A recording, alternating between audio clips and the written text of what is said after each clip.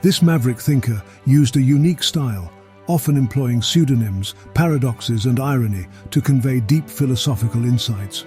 His works, filled with poetic nuances and literary flair, were a bold departure from the dry, analytic philosophy that was prevalent.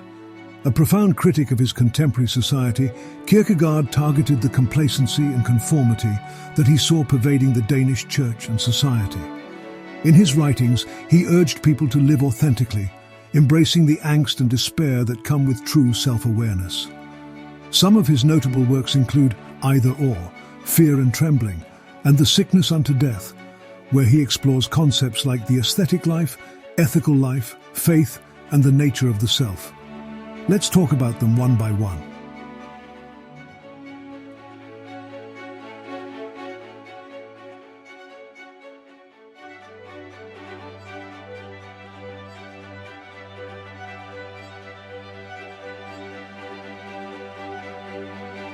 Either Or is a philosophical text and a profound exploration of the nature of human existence. Published in 1843, this masterpiece combines literature and philosophy, inviting readers to grapple with the complexities of choice, ethics, and aestheticism.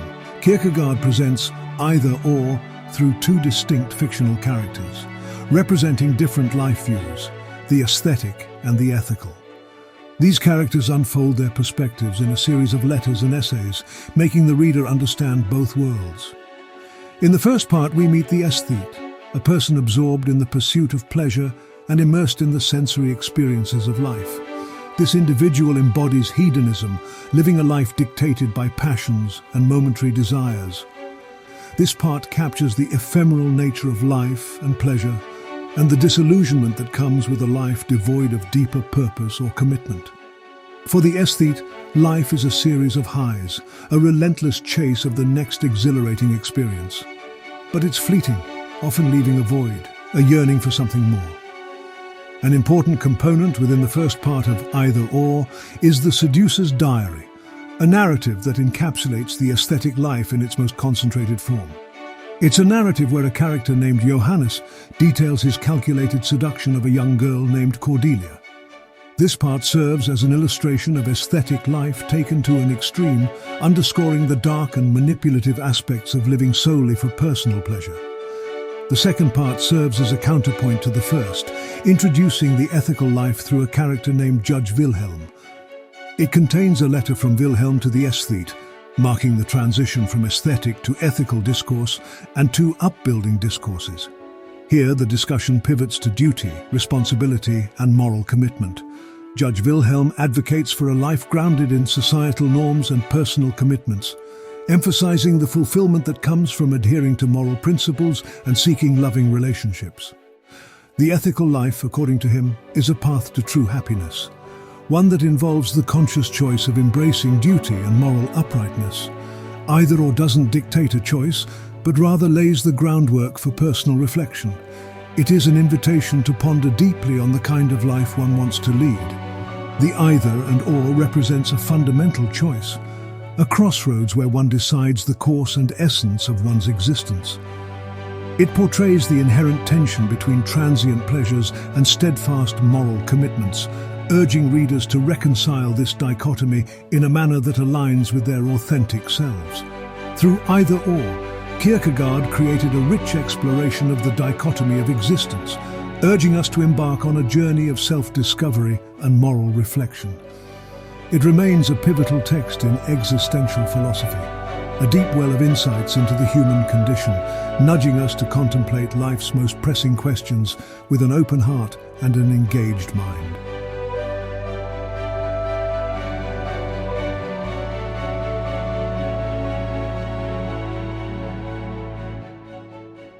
Fear and Trembling is a riveting exploration of faith, written by Kierkegaard in the same 1843 under the pseudonym Johannes de Silentio. It takes a hard look at the biblical story of Abraham and Isaac, probing the depths of faith, sacrifice, and ethics. In this biblical story, God asks Abraham to sacrifice his son Isaac. A gut-wrenching demand, yet Abraham obliges, showcasing an unwavering faith that both astounds and confuses. Kierkegaard breaks down this narrative into four movements: analyzing Abraham's actions from different angles, peeling back layers to unearth the nuances of faith, duty, and divine command. The first movement is exordium. Kierkegaard starts with a series of imaginative retellings of the biblical story, each version presenting Abraham in a different light, exploring varying levels of faith and obedience. These narratives set the stage, nudging readers to delve deeper into the complexities of Abraham's trial. The second movement is an eulogy of Abraham. Here, Kierkegaard praises Abraham, hailing him as the knight of faith. In this part, he focuses on the magnitude of Abraham's faith, a faith so profound that it eclipses rationale, ready to obey God's command without hesitation, despite the moral implications. However, the third movement is problemata. This is where Kierkegaard delves deep, dissecting the nuances of the story through three philosophical problems, or dilemmas. He introduces the concept of the teleological suspension of the ethical. This dilemma probes the idea that Abraham, deemed the father of faith, suspends the ethical, universal moral law for a higher telos, goal or purpose, which is his relation to God. It questions whether there's a duty that overrides universal ethics, which in Abraham's case is his duty to God. The second dilemma is the absolute duty to God, emphasizing that it's not just superior to his ethical duty, but it's absolute. This raises the issue of potential collisions between the ethical domain and the religious domain, highlighting the complexities and paradoxes of faith. The final dilemma is the ethical duty to others and the self. It scrutinizes Abraham's silence during this ordeal, contemplating if it was justified. It brings to the forefront the tension between individuality and communal ethics. Finally, the fourth movement is the preliminary expectoration. In this concluding movement, Kierkegaard reflects upon the paradox of faith and the singular individual. He emphasizes the personal inward nature of true faith, highlighting the isolation and individuality that comes with being a true knight of faith, like Abraham. Through these movements, Kierkegaard paints a vivid, multidimensional portrait of faith, one that is deeply personal, agonizing, and transcendent. It's a roller coaster, an intellectual journey that pulls you into the vortex of faith, ethics, and human obedience, leaving you with more questions than answers, yet a richer understanding of the enigma that is faith. In Fear and Trembling, Kierkegaard crafts a passionate, relentless pursuit of understanding faith's true essence. It's a challenging, yet profoundly enriching read, compelling you to ponder the unimaginable corners of faith and human existence.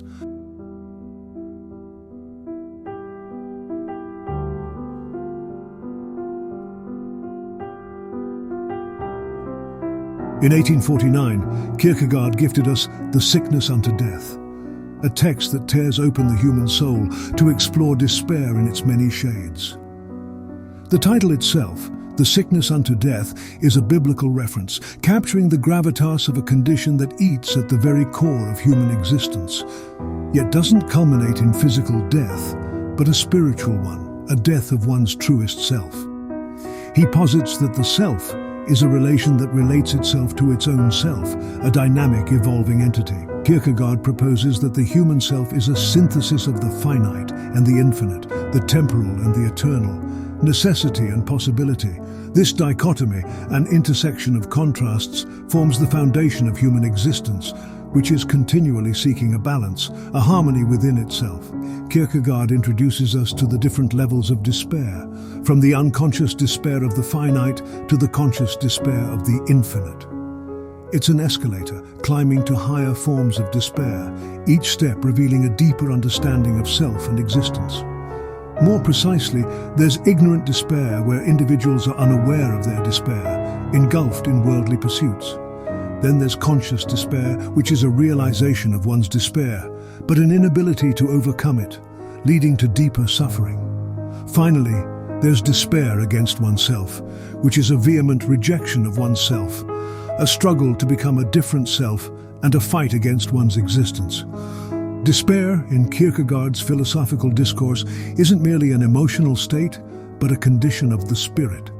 This sickness is born from the tension between the dual aspects of the self, a misalignment that prevents individuals from realizing their true selves and their relation to a higher power, which Kierkegaard identifies as God. Yet, in this seemingly bleak panorama, Kierkegaard introduces faith as the remedy, the antidote to this sickness. Faith here is depicted as a return to one's true self, an embracing of the individual's relationship with the divine, offering a potential path to liberation from despair. Reading The Sickness Unto Death is akin to undergoing a spiritual surgery. It's raw, penetrating, and unapologetically truthful. It demands readers to confront their innermost fears, insecurities, and despairs, urging them to transcend them through the transformative power of faith.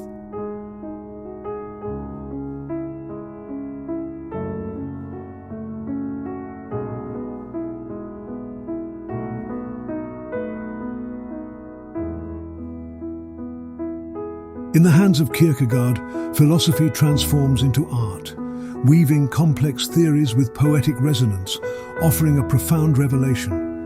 It's an invitation to navigate the turbulent waters of human existence, with Kierkegaard as the steadfast, insightful guide. Kierkegaard was an incredibly prolific writer, having authored over 30 major works which encompass books, discourses, and articles. Apart from these, he has an extensive compilation of journals and notebooks, which were published posthumously, amounting to several thousands of pages. His literary output is vast, offering a deep and varied exploration of existentialism, theology, and philosophy. Kierkegaard's philosophy later echoed in the works of existential philosophers like Jean-Paul Sartre and Albert Camus. Though he died young, at the age of 42 on November 11, 1855, Kierkegaard's influence is undeniably etched in the realms of philosophy, theology, and literature, resonating even in the 21st century as a clarion call to lead lives of passion and individuality. If you want Irevelato to explore another work of Kierkegaard, let us know in the comments. We are always open to suggestions and discussions. If you enjoyed this video, subscribe to Irevelato because more goodies are in the oven. Also, make sure to like the video if you liked it. The YouTube algorithm loves it when you do that. And we do too, because this is how we know you care. If you care a lot, there's also the Patreon page. Irevelato is an independent entity that uses personal money to push wisdom to the masses. The world needs more of us to think about the best thinkers ever. But if you're not prepared to be a Patreon yet, don't worry. We love you either way. Until next time, stay hopeful, stay safe, stay wise. And as always, remember, nothing comes out of nothing. Thank you for watching.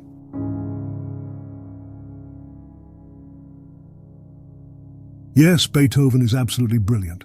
Thank you, Brooklyn Classical, for the Moonlight Sonata playing right now, and thank you, Kyle Preston, for The People, the first masterpiece. Thank you, ELEVENLABS, for the incredible AI-generated voices you provide, and thank you, Midjourney, for the visuals.